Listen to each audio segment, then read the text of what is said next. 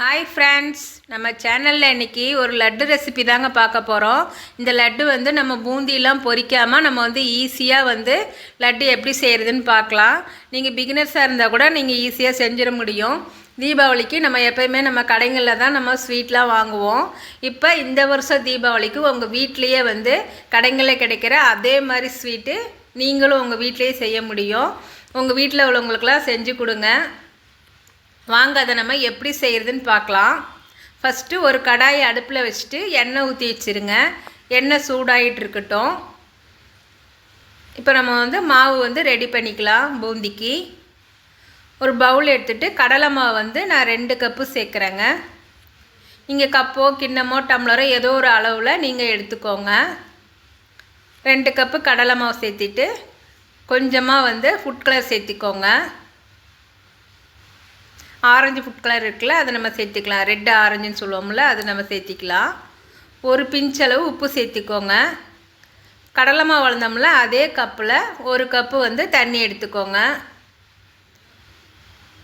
நல்லா ஒரு விஸ்கு வச்சு நம்ம கட்டி இல்லாமல் நல்லா கரைச்சி எடுத்துக்கலாம். நமக்கு அந்த 1 கப்பு தண்ணியே நமக்கு சரியாக இருக்குங்க.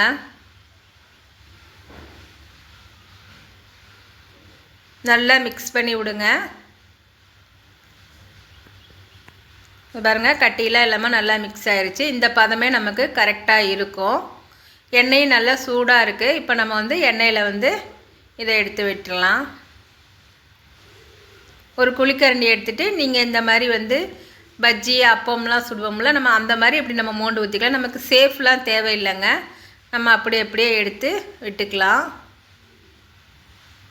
அடுப்பு ரொம்ப வேகமாக வைக்காமல் சிம்லையும் வைக்காமல் மீடியமாக வச்சுக்கோங்க. அப்போ தான் நமக்கு நல்லா உள்ளெல்லாம் நல்லா வெந்திருக்கும்.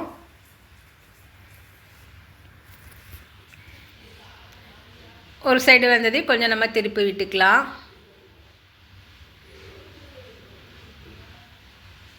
இது நமக்கு ரொம்ப மொறுமொறுன்னெலாம் வரணும்லாம் இல்லைங்க. கொஞ்சம் நல்லா நம்ம வெந்து வந்தோம்னா நமக்கு அதுவே போதும். வெந்து வந்துச்சுன்னா நமக்கு அதுவே உங்களுக்கு கரெக்டாக இருக்கும்.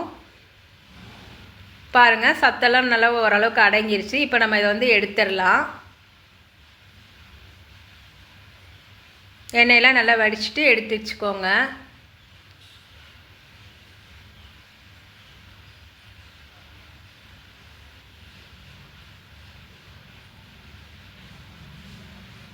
இது நல்லா ஆறின உடனே நம்ம ஒரு மிக்சி ஜாரில் அப்படியே நம்ம பிச்சு போட்டு நம்ம அரைச்சி எடுத்துக்கலாம்.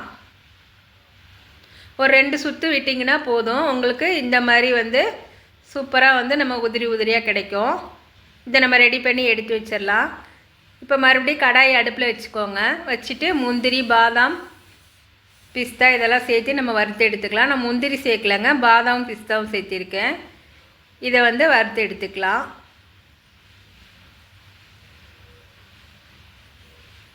இப்போ அதே கடாயில் நம்ம சர்க்கரை சேர்த்திக்கலாம். நான் 2 கப்பு கடலை மாவுக்கு 2 கப்பு சர்க்கரை சேர்த்திருக்கேங்க. நம்ம 2 கப்பு சேர்த்திக்கலாம், இல்லை கொஞ்சம் கம்மியாக 1.25 கப்பு சேர்த்திக்கலாம்.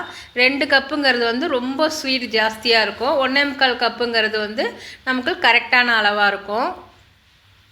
அதே கப்பில் 1 கப்பு தண்ணி விட்டுக்கோங்க.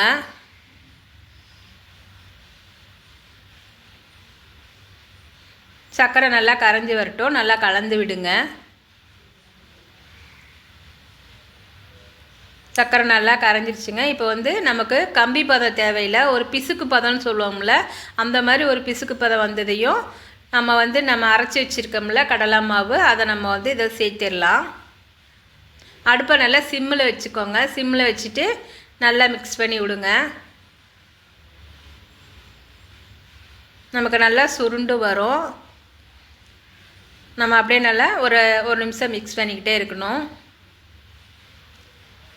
இப்போ ஏலக்காய் பவுட்ரு சேர்த்திக்கோங்க. நான் 1/2 ஸ்பூன் அளவு ஏலக்காய் பவுட்ரு சேர்த்திருக்கேன். நெய் நான் 2 ஸ்பூன் சேர்த்திருக்கேங்க. உங்களுக்கு இன்னும் கொஞ்சம் அதிகமாக பிடிக்கும் அப்படின்னாலும் நீங்கள் இன்னும் கொஞ்சம் அதிகமாகவும் சேர்த்திக்கலாம்.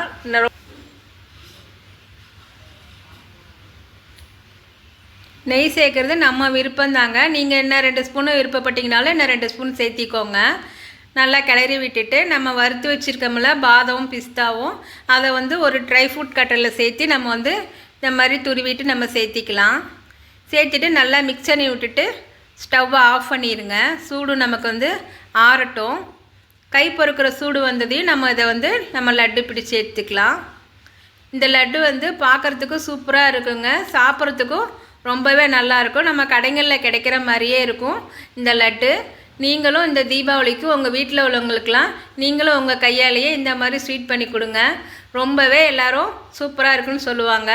நாங்கள் போகிற ரெசிப்பிலாம் உங்களுக்கு பிடிச்சிருந்தா லைக் பண்ணுங்கள், ஷேர் பண்ணுங்கள், கமெண்ட் பண்ணுங்கள். எங்கள் சேனலுக்கு சப்ஸ்கிரைப் பண்ணுங்கள் ஃப்ரெண்ட்ஸ். எல்லாத்துக்கும் அட்வான்ஸ் தீபாவளி வாழ்த்துக்கள் ஃப்ரெண்ட்ஸ். பாய்.